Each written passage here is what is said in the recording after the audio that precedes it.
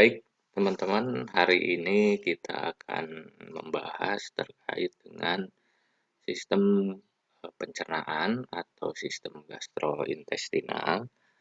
Jadi, ada miskomunikasi sebetulnya saya dengan Bu Yuniko, harusnya sebelum UTS itu Bu Yuniko dulu, tapi karena beliaunya bentrok dengan kelas yang lain, makanya ya saya masuk dulu, nanti gantian dengan Bu Yuniko setelah UTS. Untuk praktikum KMB, karena laboratoriumnya tidak bisa langsung dipakai bersamaan, kondisi pengetatan ya, suasana masih COVID, jadinya bergantian mata kuliah yang lain dulu. Di setelah UTS nanti direncanakan untuk praktikum KMB. Nah, untuk sistem pencernaan ini atau sistem gastrointestinal, teman-teman, hari ini kita akan membahas terkait dengan sistem anatomi fisiologinya. Jadi untuk yang pertemuan selanjutnya kita akan bahas terkait dengan askepnya. Untuk hari ini kita akan mulai dari anatomi fisiologisnya. Nah, jadi di gambaran ini menggambarkan terkait dengan anatomi fisiologi pada sistem pencernaan. Pada sistem pencernaan itu sendiri, itu dimulai dari mulut ya, dari rongga mulut sampai ke anus.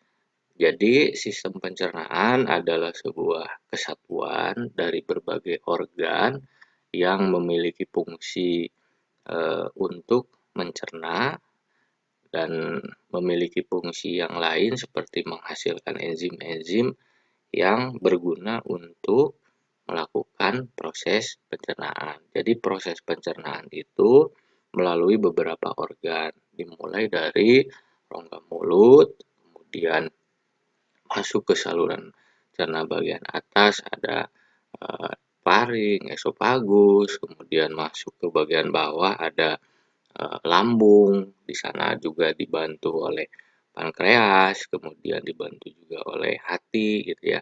Pankreas ini memiliki dua fungsi. Fungsi yang pertama adalah fungsi eksokrin. Fungsi eksokrin itu maksudnya adalah dia mengeluarkan enzim-enzim hormon yang dimasukkan langsung ke lambung untuk membantu proses pencernaan. Yang kedua adalah fungsi endokrin.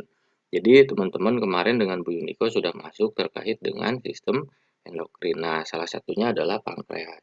Jadi pankreas itu bisa masuk ke sistem pencernaan karena dia mempunyai fungsi eksokrin. Dan dia juga bisa masuk ke sistem endokrin karena apa? Karena dia memiliki fungsi endokrin. Nah, eksokrin itu dia mensekresi hormon, enzim yang dimasukkan langsung ke dalam lambung untuk membantu proses pencernaan. Tapi kalau fungsi endokrin itu berarti bahwa dia mengeluarkan sekret hormon untuk dimasukkan langsung ke dalam saluran sirkulasi darah. Jadi seperti apa, insulin itu tidak dimasukkan ke saluran pencernaan, tetapi dimasukkan ke dalam sistem sirkulasi darah. Fungsinya sama, adalah untuk membantu proses metabolisme. Jadi, kemarin sudah dijelaskan mungkin oleh Bu Yuniko bahwa hasil dari proses pencernaan itu adalah molekul-molekul yang sederhana yang kemudian itu diabsorpsi di usus halus dan akan ditransportasikan menuju organ atau sel yang memungkinkan untuk dilakukan metabolisme. Nah, artinya eh, siap?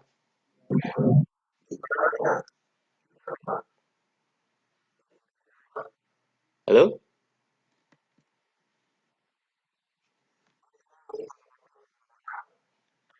Iya dah. Sekarang kedengeran nggak?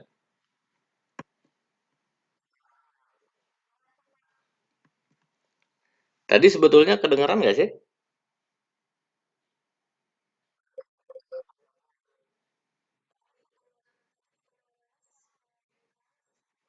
Mhm, oke oke oke. Kita mulai lagi ya.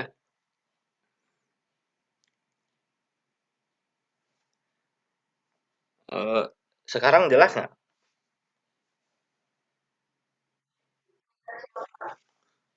Oke, sistem pencernaan.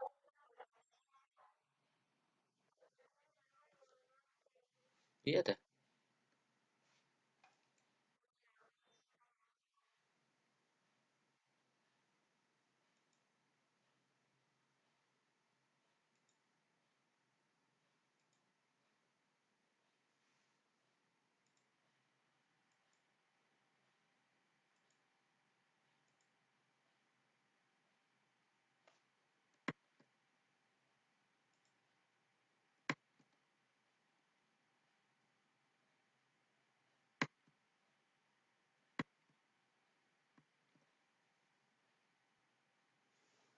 Muncul nggak ini?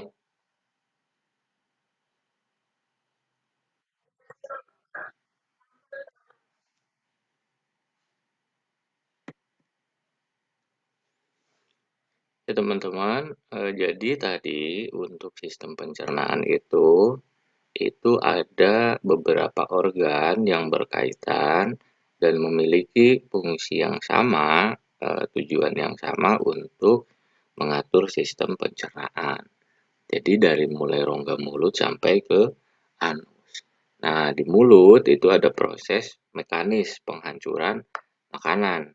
Jadi penghancuran makanan yang dimaksud adalah proses menghancurkan makanan-makanan yang kita masukkan, kemudian ada proses mastikasi, yaitu proses menghancurkan dengan gigi-gigi. Jadi dengan gigi-gigi kita itu disebut dengan proses penghancuran makanan secara mekanika atau mekanis.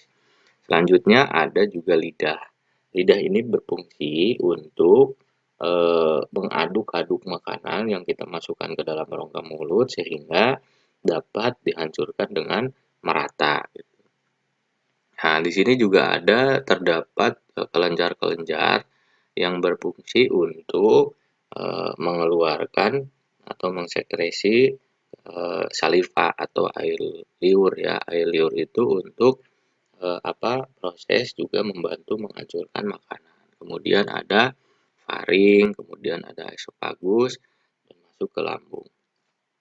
Nah, di lambung kemudian ada juga organ retroperitoneal atau di belakang lambung yang disebut dengan pankreas. Nah, pankreas ini berfungsi untuk membantu proses pencernaan.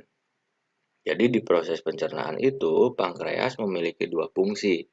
Yang pertama ada fungsi eksokrin. Nah, eksokrin ini adalah suatu fungsi di mana pankreas kemudian memiliki fungsi untuk mensekresi hormon atau enzim yang langsung dimasukkan ke dalam lambung untuk membantu proses pencernaan. Yang kedua, fungsinya adalah fungsi endokrin.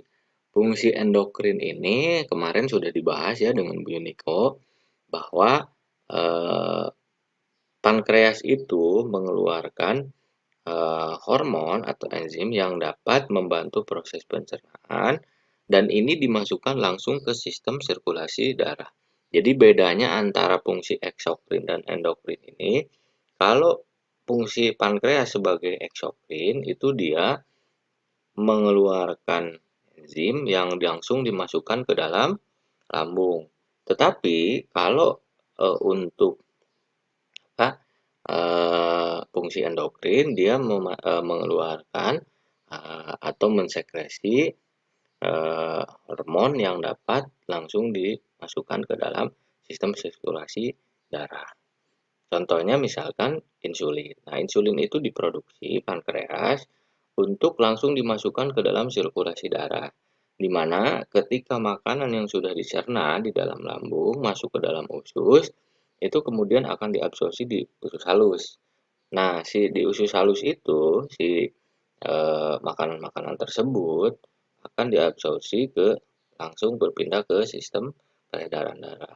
Nah, itu sudah menjadi bentuk yang sederhana. Jadi, yang tadinya polisakarida sudah menjadi monosakarida, kemudian masuk ke dalam darah misalkan. Nah, itu untuk di metabolisme di sel, itu dibantu oleh insulin, misalkan untuk glukosa. Nah, glukosa itu akan masuk ke dalam sel apabila ada insulin di dalam sistem peredaran darahnya. Karena fungsi insulin itu adalah membukakan pintu di mana glukosa itu dapat berpindah dari sistem peredaran darah ke sel-sel yang membutuhkan. Jadi permeabilitas kapilernya akan dilenturkan oleh insulin dan glukosa akan berpindah dari kapiler darah ke sel-sel yang membutuhkan untuk proses metabolisme. Nah, dari sana kemudian akan diproses metabolisme lanjutan untuk menghasilkan hasil akhir yang namanya adenosin trifosfat atau energi kalau kita bilang. Nah, ini pada slide selanjutnya ini sistem pencernaan ini adalah saluran yang berfungsi menerima makanan, mencerna, memproses, serta membuang bagian makanan yang tidak dapat dicerna di dalam tubuh keluar tubuh gitu ya. Jadi sistem pencernaan itu dimulai dari proses menerima makanan, mencerna, memproses, serta kemudian membuang bagian-bagian yang tidak dapat dicerna. Makanya sistem pencernaan itu dimulai dari rongga mulut, karena di rongga mulut inilah tempat pertama menerima makanan. Kemudian dicerna di saluran cerna bagian bawah, diproses, dan kemudian apabila makanan-makanan tersebut, zat-zat tersebut sudah tidak dapat dipakai lagi, tidak dapat dicerna lagi, kemudian akan dibuang, dikeluarkan dari tubuh. Nah, ini di rektum dan anus ini adalah fungsi untuk membuang makanan-makanan yang tidak dapat dicerna oleh tubuh. Kemudian proses pencernaan adalah proses mengubah makanan menjadi unsur-unsur yang siap diserap untuk digunakan oleh tubuh. Jadi tadi dibilang bahwa makanan yang masuk, contoh misalkan glukosa di dalam darah, awalnya itu tidak dalam bentuk sederhana seperti dalam darah. Jadi bisa kita dari makan roti, bisa kita dari makan kentang, makan nasi, sagu, jagung, dan lain sebagainya yang mengandung glukosa. Tetapi kemudian untuk bisa masuk ke dalam saluran pencernaan, ke saluran sirkulasi darah, itu harus melalui proses di mana kompleksitas zat-zat tersebut dipilah, disederhanakan untuk dapat diabsorpsi di usus halus. Jadi untuk masuk ke peredaran darah, kemudian masuk ke sel-sel ekstremitas yang jauh dari sistem pencernaan, itu yang masuk bukan beras lagi, bukan roti lagi, tetapi merupakan zat-zat yang sudah sederhana yang dapat masuk ke dalam sirkulasi, dari sirkulasi nanti dipindahkan ke sel. Jadi proses pencernaan adalah proses di mana mengubah makanan-makanan yang dimasukkan ke dalam sistem pencernaan itu menjadi unsur-unsur yang sederhana dan siap diserap untuk digunakan oleh tubuh. Proses pencernaan itu ada 4 proses penting dalam saluran pencernaan. Yang pertama adalah proses ingesti. Proses ingesti ini adalah masuknya makanan ke dalam saluran pencernaan. Nah, makanan yang masuk ke dalam pencernaan itu dibagi dalam 2 kategori. Kategori yang pertama itu adalah yang disebut dengan bolus. Bolus itu adalah bentuk makanan yang masuk ke dalam mulut. Jadi ketika masuk ke dalam mulut itu namanya bolus. Untuk bahasa pembelajaran ilmiahnya ya, kalau kita makan kan makanan itu bisa saja nasi, bisa saja sayur, bisa saja buah, misalkan gitu ya, bisa saja makanan lain, camilan misalkan. Nah, ketika masuk ke dalam mulut itu klasifikasinya sudah menjadi bolus. Yang kedua, ada yang disebut dengan timus. Nah, timus itu adalah bentuk makanan yang sudah mengalami proses kimiawi ke dalam lambung. Jadi ketika sudah masuk ke dalam lambung, apapun itu namanya, mau buah, mau sayur, mau nasi ya, mau es krim, mau apapun itu namanya menjadi timus. Jadi proses ingesti adalah masuknya makanan ke dalam saluran pencernaan, itu dibagi menjadi dua, ada bolus dan ada timus. Kemudian yang kedua, proses pencernaan adalah proses sekresi, yaitu pengeluaran sekret pencernaan berupa enzim untuk membantu ingesti. Jadi ada saliva gitu ya. Jadi pengeluaran air liur dari kelenjar-kelenjar saliva itu adalah bagian dari proses sekresi. Jadi dia membantu proses penghancuran makanan di dalam proses ingesti. Jadi fungsinya air liur itu untuk membantu mencampurkan makanan, kemudian juga dia membantu supaya si dinding-dinding mukosa rongga mulut itu tidak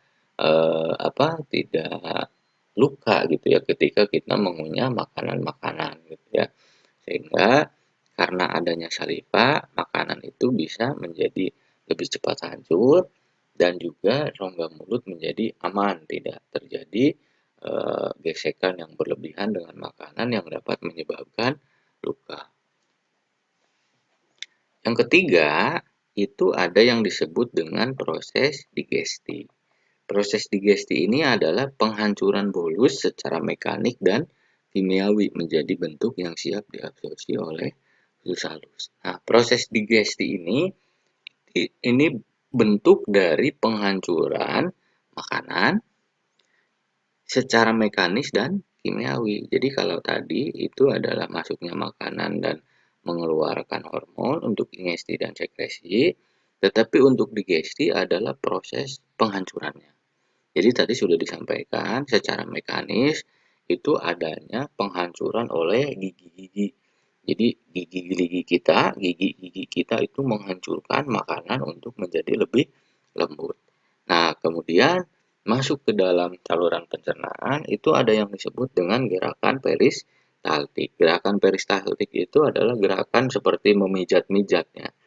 Jadi makanan ketika masuk ke dalam saluran cerna bagian atas, nah di kerongkongan itu sudah mulai ada proses peristaltik. Peristaltik itu adalah proses di mana dia seperti meremas-remas. Yang pertama, dia berfungsi supaya makanan itu tidak balik lagi gitu ya.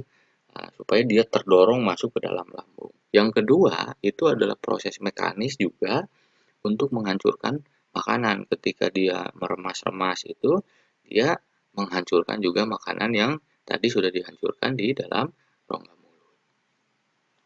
Nah, proses kimiawinya itu tadi dimulai dari proses pengeluaran air liur oleh kelenjar saliva ya.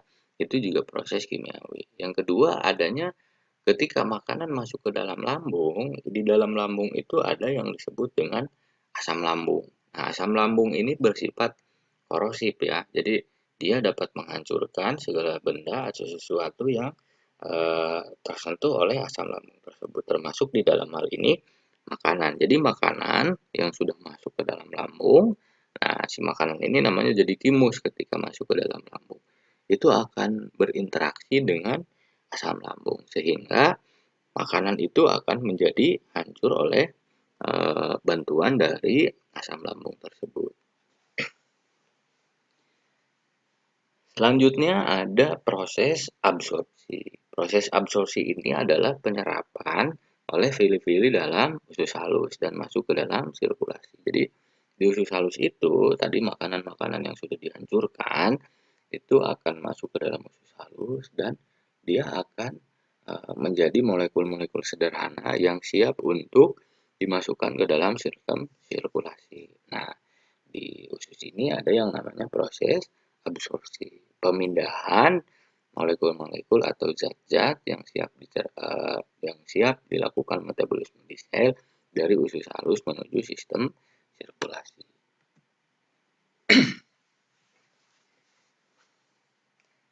Nah, ini anatomi sistem pencernaan dari mulai mulut, faring, esofagus, gaster, dan ada intestinum minor.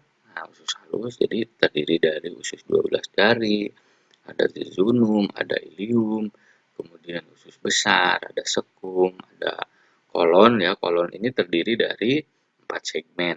Yang pertama ada kolon ascenden, ada transversum, ada descendens, dan sigmoid. Ini perbedaan ini sesuai dengan letaknya gitu ya. Kemudian yang terakhir ada rektum dan anus. Nah, saluran pencernaan ini secara keseluruhan kalau dibentangkan itu kurang lebih 9 meter. Jadi kalau tinggi badan teman-teman 1,60 m atau 1,70 m, nah itu saluran pencernaan lebih panjang dari teman-teman ya, bisa sampai 6 sampai 7 kali lipatnya gitu ya, panjangnya gitu ya. Ada 9 meter. Tetapi karena dia tersusun, ada bagian-bagian yang seperti usus misalkan dia meliuk-liuk, makanya ada aksenden, ada transversum, ada descenden, itu karena dia seperti ada tempatnya tersendiri ya, sehingga itu di dalam tubuh itu bisa masuk yang apabila dibentangkan itu saluran pencernaan sebetulnya kurang lebih 9 meter gitu.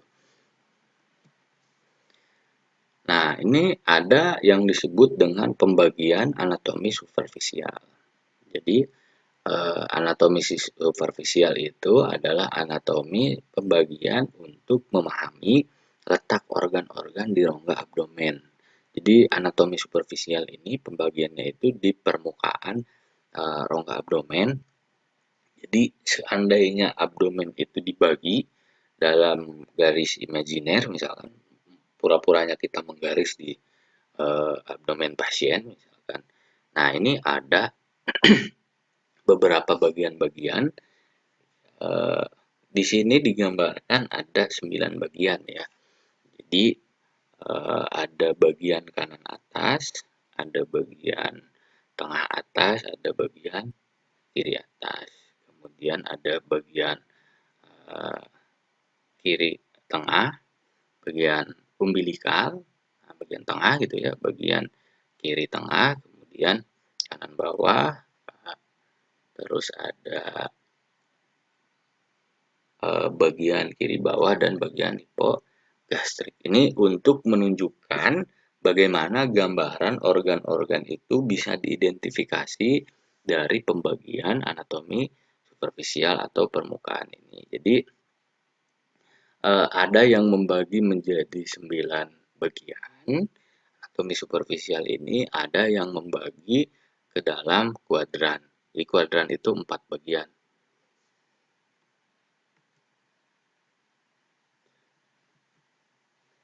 Nah, ini teman-teman, jadi kalau melihat ke dalam tadi pembagian anatomi superficial yang menjadi 9 bagian itu teman-teman dapat melihat gambarannya seperti ini. Jadi seperti misalkan contoh eh, apa hepar atau hati itu dia merentang dari bagian kiri atas sampai bagian kanan atas. Nih ada garis putus-putus di atas nih.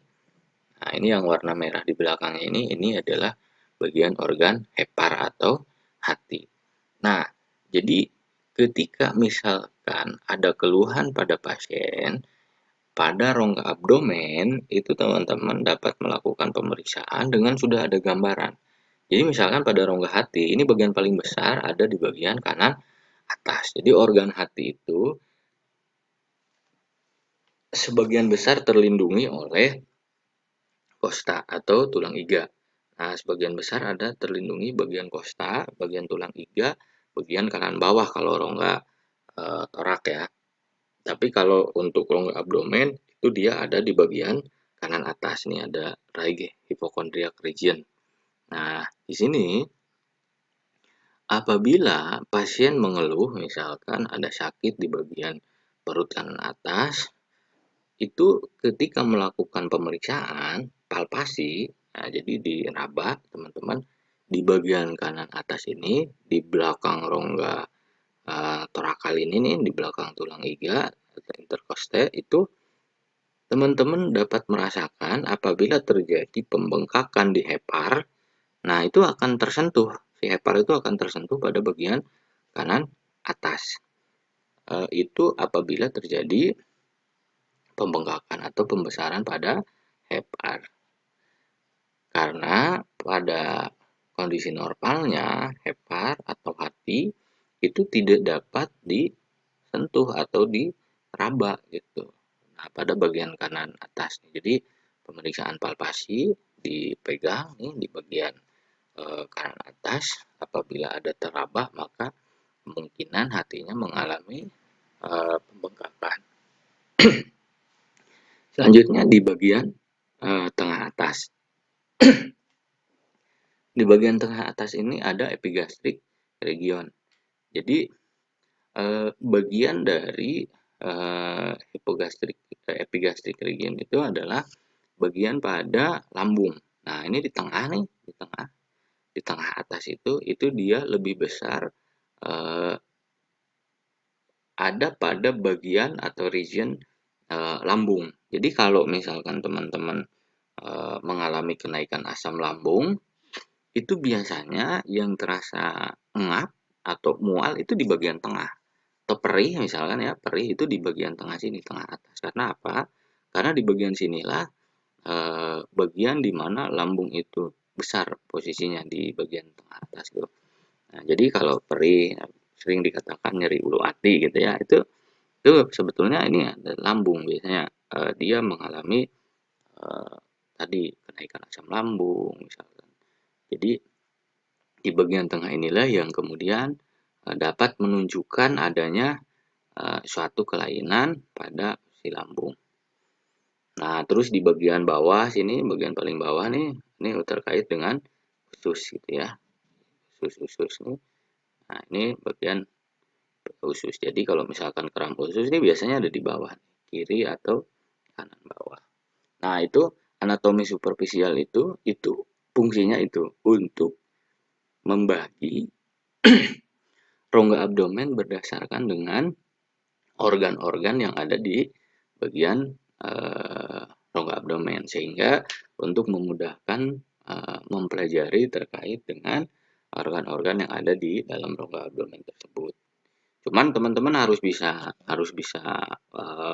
menggambarkan sendiri ya, jangan sampai kemudian nanti pemeriksaan ke pasien tiba-tiba bawa spidol di ini dulu ya, di garis-garis dulu. Ini hanya garis imajiner saja.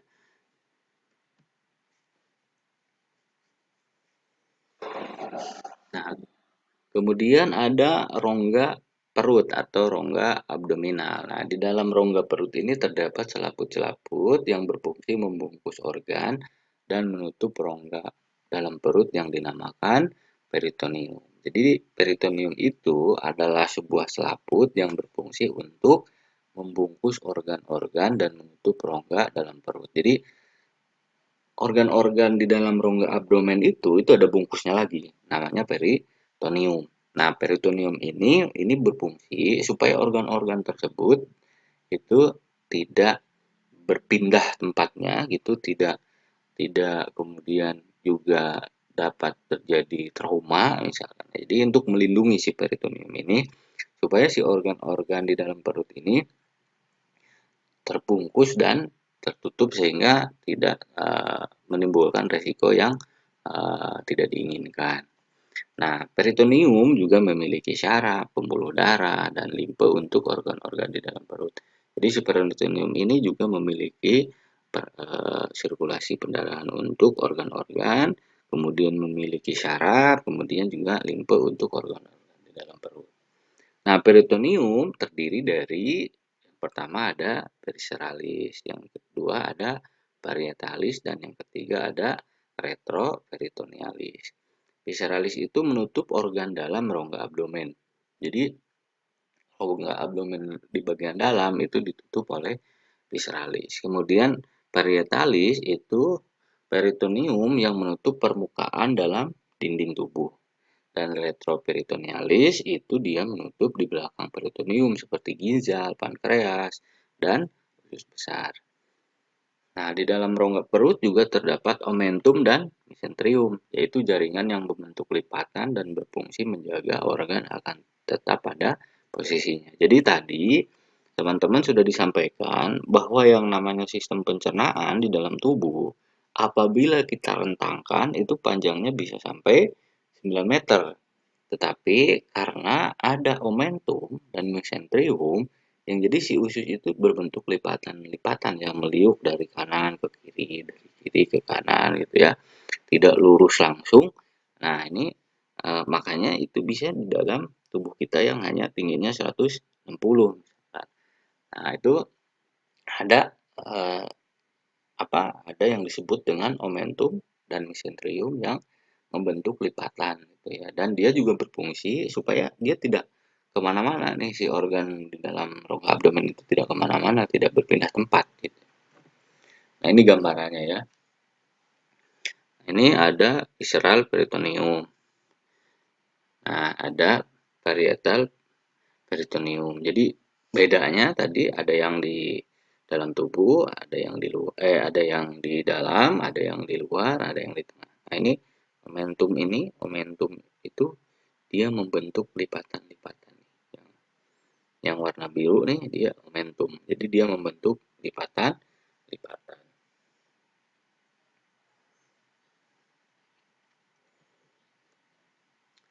Nah ini gambaran terkait dengan mulut ya.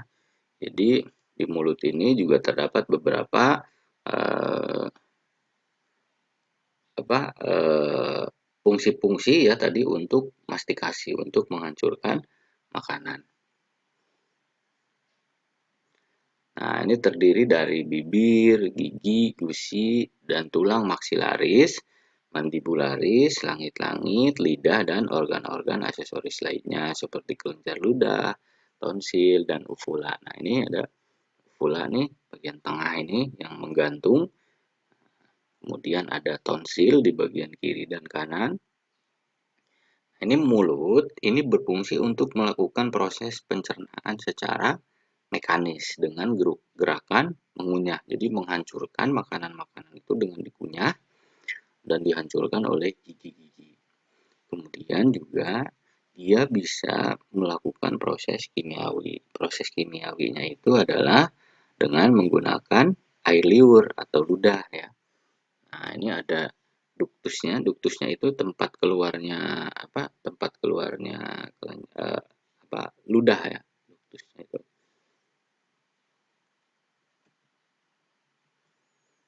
Nah, kemudian ada proses menelan. Jadi proses menelan itu berhubungan dengan yang disebut epiglotis. Nah, epiglotis ini nih yang di tengah nih. Ini ada yang disebut dengan tulang rawan. Jadi, nah di sini nih. Ini epiglotis ini yang berwarna putih ini di bawah nih. Nah, itu tulang rawan ini dia akan membuka dan menutup. Itu fungsinya apa? Fungsinya untuk supaya si makanan itu tidak masuk ke eh, saluran yang lain. Jadi eh, di dalam kerongkongan ini di dalam bagian sini itu ada dua saluran. Jadi ada saluran pernapasan dan ada saluran pencernaan. Jadi ketika proses menelan itu tulang rawan itu akan menutup bagian eh, trakea. Jadi si bagian trakea itu kan masuknya ke dalam sistem pernafasan. Jadi kalau kita melakukan proses menelan makanan, itu dia akan menutup bagian trakea sehingga makanan itu tidak masuk ke dalam sistem pernapasan. Nah, di percabangan inilah epiglotis itu memiliki fungsi yang sangat signifikan. Jadi kalau misalkan epiglotisnya bermasalah, dia tidak menutup trakea, maka makanan yang kita masukkan ke dalam sistem pencernaan, minuman yang kita masukkan ke dalam sistem pencernaan, itu akan menyebabkan penghambatan saluran pernapasan. Nah, eh, kenapa orang bisa tersedak? Itu karena dia makan terburu-buru misalkan. Nah, itu berhubungan dengan fungsi epiglotis yang terburu-buru. Jadi epiglotisnya terburu-buru, tidak bisa menutup trakea secara penuh sehingga kemudian kejadian tersedak. Makanya epiglotis ini sangat penting ya fungsinya. Dia mengatur bagaimana makanan itu tidak masuk ke dalam jurusan yang salah ya. Harusnya masuk ke dalam sistem pencernaan, karena epiglotisnya terganggu, misalnya masuk ke dalam saluran pernapasan.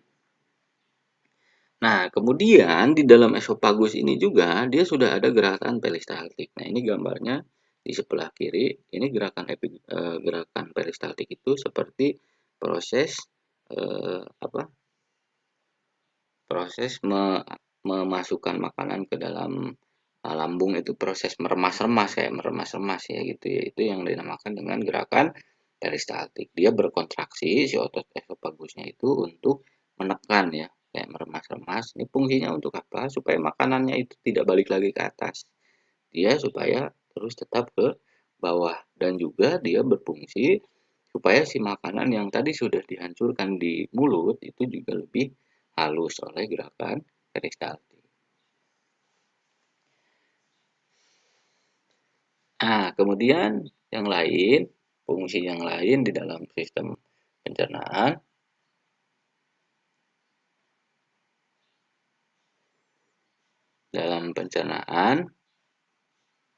yaitu adalah gigi. Nah, gigi ini merupakan organ untuk mengunyah atau mastikasi. Dia berfungsi untuk menghancurkan makanan-makanan. Nah, dia tidak seperti tulang karena gigi itu dia tidak dapat disambung lagi. Kalau dia patah nih, dia tidak bisa dapat disambung. Jadi kalau tulang disambung itu dia dapat uh, hidup kembali ya. Jadi dia dapat menyambung lagi sel-sel sarafnya, bisa menyambung lagi, kemudian dia bisa proses pertumbuhan lagi walaupun lama ya untuk tulang. Tapi kalau gigi itu sama sekali tidak bisa. Jadi kalau misalkan di dokter gigi ada proses penambalan, itu hanya ditambal saja. Proses tambalannya itu tidak akan menjadi hidup kayak tulang gitu. Terus gigi itu terbuat dari suatu struktur keras bernama dentin yang dilapisi email, yang lebih keras daripada dentin. Jadi email gigi itu yang berwarna putih, itu email itu dia melapisi dentin. Jadi dentin itu bagian yang keras, tetapi ada yang lebih keras lagi, yaitu dentin. Bagian tengah terdapat pulpa yang terdiri dari jaringan ikat, pembuluh darah, dan syaraf. Berdasarkan fungsinya itu gigi terbagi menjadi gigi seri, gigi taring, dan gigi geraham. Jadi eh, ada fungsi-fungsi tertentu. Kemudian kelenjar ludah berfungsi untuk mensekresi saliva ke dalam mulut. Normalnya sekresi saliva itu 1000 sampai 1500 ml per hari. Saliva mengandung enzim pencernaan, ptyalin atau amilase itu untuk mencerna karbohidrat. Nah, ini kelenjar ludah ini disekresi oleh 3 kelenjar eksokrin. Tadi ya sudah tahu ya bahwa eksokrin itu adalah suatu fungsi di mana dia akan mensekresi enzim yang langsung dimasukkan ke dalam saluran pencernaan. Jadi ada yang disebut dengan kelenjar parotis, ada kelenjar submandibularis, dan ada kelenjar sublingualis. Jadi kelenjar parotis itu adalah kelenjar di dekat telinga, ada kelenjar di bawah rahang atas dan di bawah lidah. Nah, ini ada faring. Faring itu gambarnya seperti ini. Nah, ini ada gambar-gambarnya. Ada faring itu dia merupakan organ yang menghubungkan rongga mulut dengan esofagus. Terletak di belakang tenggorokan, di depan ruas tulang belakang dengan panjang kurang lebih 15 cm ya. Jadi faring itu di apa? Di belakang tenggorokan ya, di belakang tenggorokan, di depan ruas tulang belakang. Nah, di sini terletak persimpangan antara jalan napas dan jalan makanan. Nah, di sini ada persimpangannya, ada epiglotis. Ini menunjukkan suatu persimpangan antara jalan napas dengan dengan saluran pencernaan. Ini yang warna biru nih, warna biru dengan yang warna apa nih, coklat ya. Ini merupakan persimpangan. Jadi epiglotis ini dia berfungsi untuk menutup. Jadi ketika ada makanan masuk nih, eh, sini nih ke bagian yang warna biru ini dia akan menutup saluran pernapasan. Nah, di dalam lengkung faring itu terdapat tonsil, yaitu kelenjar limfe yang banyak mengandung kelenjar limfosit dan merupakan pertahanan terhadap infeksi. Jadi infeksi itu biasanya ditandai dengan adanya pembengkakan pada kelenjar limfosit. Nah, di tonsil ini yang kita sering sebut amandel itu dia banyak sekali mengandung kelenjar limfosit. Jadi kalau misalkan ada infeksi itu biasanya yang terjadi pembengkakan itu salah satunya ya itu di tonsil, baik itu infeksi saluran pernapasan atau infeksi lainnya, eh, itu biasanya tonsil itu mengalami pembengkakan. Pembengkakan menunjukkan bahwa tubuh kita tuh mengalami infeksi. Nah, ini faring itu dibagi menjadi 3 bagian, ada nasofaring, ada orofaring, ada laringofaring. Nasofaring itu bagian atas ya yang menghubungkan hidung dengan faring, kemudian bagian media itu bagian tengah yang menghubungkan antara mulut dengan faring. Nah, yang ketiga adalah larofaring, bagian bawah atau inferior yang menghubungkan antara orofaring dengan laring.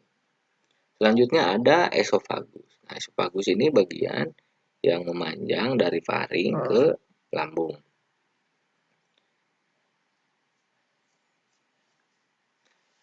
Nih, ini gambarannya nih yang sebelah kiri ini ada faring, ada trakea dan esofagus. Ini trachea ini masuknya ke dalam saluran pernapasan. Esofagus tuh masuknya dalam saluran pencernaan.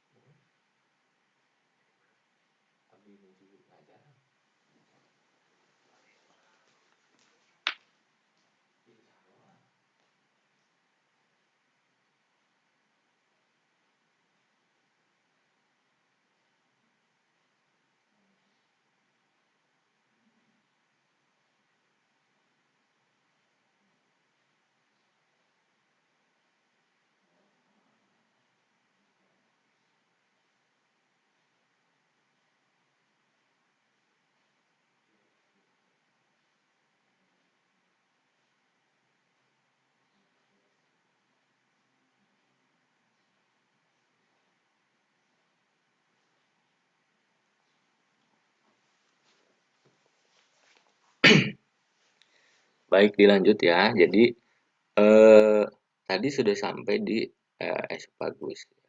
Esofagus itu adalah bagian yang menghubungkan antara faring dengan lambung. Nah, di sini nih di gambar bagian kiri itu menunjukkan adanya faring dengan esofagus dan trachea. Trachea ini masuknya ke dalam saluran pernafasan. Nah, eh, ketika makanan masuk, ini si epiglottis ini akan menutup bagian trachea sehingga dia tidak akan kembali ke tidak akan masuk ke bagian trachea. Nah, di sini tuh ada sphincter. Sphincter esophagus. Sphincter esophagus itu berfungsi untuk melakukan gerakan peristaltik supaya makanan itu tidak balik lagi ke bagian atas.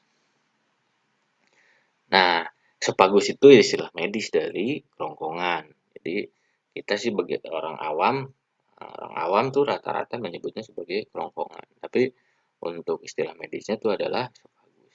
Jadi menghubungkan faring dengan lambung. Panjangnya tuh kurang lebih 25 cm mulai dari faring sampai pintu masuk lambung. Nah, esophagus terletak di belakang trachea dan di depan tulang punggung. Pada bagian atas dan bawah esophagus terdapat sphincter ya. Jadi sphincter itu berfungsi untuk apa ya, menutup kembali supaya si makanan itu tidak balik lagi gitu ya. Itu namanya sphincter. Di dalam keadaan normal, uh, dia akan berkontriksi kecuali waktu menelan. Jadi pada keadaan normal tuh dia akan menutup, tapi ketika waktu menelan dia akan membuka si sphincternya ya. Sphincter bagian bawah berperan sebagai barrier terhadap reflux isi lambung ke esofagus. Jadi bagian bawahnya itu dia menutup itu supaya si apa si isi lambung itu tidak balik lagi ke atas. Si refluksnya tuh tidak balik lagi ke esofagus. Dia berperan sebagai barrier ya, pertahanan gitu ya, pertahanan supaya tidak balik lagi ke lambung si isi makanan. Ini ada lambung. Lambung itu eh, gambarannya seperti ini ya. Ini ada beberapa lapis. Nah, lambung itu juga terdiri dari beberapa bagian, ada pundus, ada corpus, gitu ya, ada beberapa bagian yang apa? Yang digolongkan untuk dapat kita pelajari lebih gampang gitu ya. Ada pundus, ada corpus, itu ada filoris itu. Nah, ini terletak di rongga perut bagian atas regio epigastrik. Jadi tadi ya sudah dapat dilihat lambung itu di bagian tengah dan di bagian kiri rongga abdomen. Nah, jadi regio epigastrik dan hipokondria kiri tadi di di penggambaran superficial permukaan itu ada di bagian tengah dan di bagian kiri atas gitu ya. Berbentuk kantong dengan panjang kurang lebih 20 cm, diameternya 15 cm, dan pH lambung itu 1 sampai 3,5. Jadi dia memiliki keasaman. Jadi derajat pH itu 1 sampai 7 itu asam, kemudian 7 sekian itu basa. Dalam keadaan kosong, lambung berbentuk tabung seperti huruf J ya tadi ya kemarin ini ya. Nah, ini berbentuk kosong nih, ini seperti ini. Nah, dan bila penuh berbentuk seperti alpukat. Jadi kalau kalau dia kosong tuh kayak begini nih. Tapi kalau sudah penuh dia hampir bulat ya seperti alpukat raksasa gitu ya. Kapasitas normal lambung itu 1 sampai 2 liter. Jadi ada bagian-bagian tadi lambung itu ada kardiak bagian atas, pundus bagian tengah, dan pilorus bagian bawah. Nah, lambung ini terdiri dari lapisan-lapisan selaput lendir. Nah, ini akan berlipat-lipat. Nah, itu namanya rugae. Nah, lapisan otot melingkar atau musculus auricularis. Ada lapisan otot miring, musculus obliquus, lapisan otot panjang longitudinal, dan lapisan jaringan ikat atau peritoneum. Nah, lambung ini akan menerima makanan dari esofagus dan terjadi proses-proses pencernaan secara mekanik dan kimiawi.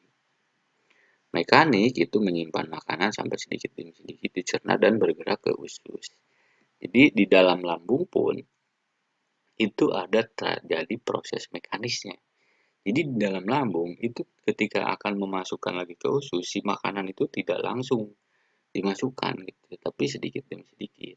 Kemudian juga di dalam lambung ini akan memecahkan makanan-makanan itu menjadi partikel-partikel kecil melalui kontraksi ototnya. Jadi di dalam lambung itu juga terjadi proses mekanis, tidak hanya kimiawi. Ya, kimiawinya tadi ada asam lambung, tapi proses mekanisnya juga berhubungan dengan proses penghancuran makanan melalui kontraksi otot-ototnya. Nah, ini di dalam lambung itu ada yang disebut tadi ya asam lambung. Asam lambung itu mengandung asam klorida atau HCl. Jadi dia sebagai antiseptik dan desinfektan. Jadi membunuh kuman-kuman yang masuk bersamaan dengan makanan. Kemudian ada mukus. Mukus itu ada melindungi lambung dan pelumasan makanan agar mudah ditransfer. Jadi lendir itu berfungsi untuk melindungi dinding-dinding lambung dan pelumasan makanan agar mudah ditransportasikan. Yang ketiga ada enzim. Terdapat 3 macam enzim. Yang pertama ada pepsin, yaitu memecah protein menjadi asam, amino, albumin, dan peptin. Kemudian ada enzim renin, yaitu menggumpalkan susu dan membentuk kasein dari kasinogen. Yang ketiga ada enzim lipase, yaitu untuk mencerna lemak. Selain itu, lambung juga mensekresi faktor intrinsik yang membantu absorpsi vitamin B12. Kemudian ada usus halus. Nah, usus halus ini merupakan saluran sepanjang total lebih dari 4 meter, ya kurang lebih 4 meter ya, terletak di antara lambung dan usus besar. Jadi usus halus itu setelah lambung. Nah, ini terdapat sebagian besar proses pencernaan kimiawi dan absorpsi zat makanan ke dalam tubuh. Nah, ini sebagian besar tuh ada di sini. Nah, ini ada lipatan-lipatan ini, ada bagian usus ini, dia melipat-lipat itu tadi ya ada fungsi-fungsi bagian yang membuat dia melipat dan tidak bergerak dari posisi awal. Terdiri dari 3 bagian, ada duodenum, ada jejunum, dan ilium. Kemudian ada usus halus. Ini permukaan dinding usus halus itu memiliki pili-pili yang bertujuan untuk memperluas permukaan usus sehingga penyerapan sari makanan bisa optimal. Nah, ini ada gambarannya nih. Ini bagian-bagian sistem transportasi yang berhubungan dengan dengan usus halus. Nah, fili-fili inilah yang kemudian mengabsorpsi, menyerap makanan dan memindahkannya ke dalam saluran sirkulasi darah. Kemudian yang selanjutnya ada duodenum. Duodenum itu adalah usus 12 jari ya, bahasa awamnya itu. Panjangnya itu sekitar 25 cm, diameternya 5 cm ya, lumayan agak besar. Itu merupakan bagian usus halus yang paling awal, terletak setelah lambung.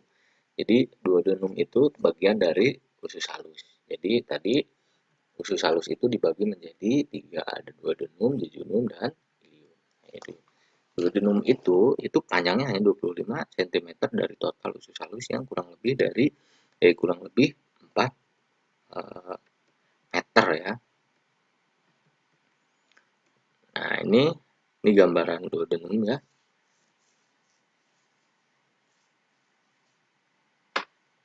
Nah, ini duodenum. Nah, ini tadi kelenjar pankreas itu menghasilkan beberapa enzim yaitu amilase dan tripsin. Itu yang eksokrin. Kemudian ada jejunum. Jejunum itu memiliki panjang sekitar 1 sampai 1,5 meter dengan diameter 5 cm. Nah, adalah bagian dari usus halus setelah duodenum. Jadi bagian tengah nih ada duodenum, ada jejunum, dan ilium. Kalau yang ilium tuh paling panjang, ada sekitar 2 sampai 2,5 meter dengan diameter 5 cm. Bagian terakhir dari usus halus yang berhubungan dengan usus buntu memiliki pH antara 7 ya. Ini antara netral dan sedikit basah. Ini berfungsi untuk menyerap vitamin B12. Nah, ini kolon. Kolon itu tadi ada beberapa bagian juga, ada sekum, ada kolom ascendent, ada transversum, descendent, dan sigmoid. Jadi pembagiannya itu berdasarkan pada posisinya dia ya. Di ascendent itu posisi yang berdiri tegak di sebelah kanan. Kemudian ada transversum itu dia yang menjembatani dari ascendent ke descendant. Nah, descendant itu yang berdiri di bagian kiri. Sigmoid itu ke bagian bawah. Ini kolon berfungsi menyerap air selama proses pencernaan, tempat dihasilkannya vitamin K, dibantu juga oleh bakteri gitu ya. Nah, ini kolon juga berfungsi untuk pengeluaran feses dari tubuh atau defekasi. Nah, sekum atau usus buntu ini bagian kolon ascendent yang menyerupai kantong dan terhubung pada ileus. Di bagian bawah sekum terdapat appendix vermiformis yang berbentuk seperti cacing, disebut juga umbai cacing. Nah, ini nih usus buntu yang paling bawahnya tuh umbai cacing itu namanya appendix vermiformis ya. Panjangnya sekitar 6 cm. Ini kolon ada ascendent, transversum, descendent, dan sigmoid. Ini dapat dibaca ya. Ini perbedaannya tadi dia digambarkan karena bagian-bagian posisinya sehingga dinamakan ada ascendent, transversum, descendent, dan sigmoid. Ini bagian rektum. Nah, rektum itu berfungsi sebagai tempat penyimpanan feses sementara. Kemudian ada anus. Nah, anus ini adalah lubang saluran pencernaan tempat feses keluar dari tubuh. Jadi saluran pencernaan itu tadi adalah proses menerima, kemudian memproses, dan terakhir adalah mengeluarkan sisa-sisa makanan yang tidak dapat dilakukan lagi proses penyerapan, dikeluarkan. Nah, di anus ini dia juga memiliki sphincter. Tadi sphincter itu ada juga di esophagus ya. Jadi sphincter itu adalah untuk mengeluarkan dan supaya tidak ada lagi balik lagi keluar. Nah, proses pembukaan dan penutupan anus itu diatur oleh sphincter ini, namanya sphincter ani kalau di anus. Oke, barangkali itu yang dapat disampaikan terkait dengan sistem pencernaan untuk pertemuan hari ini. Teman-teman, nanti kalau ada pertanyaan, karena waktunya sedikit terbatas, boleh langsung di grup diskusi saja ya. Untuk pertemuan dalam Google Meet ini, saya cukupkan dulu. Terima kasih atas perhatiannya. Assalamualaikum warahmatullahi wabarakatuh.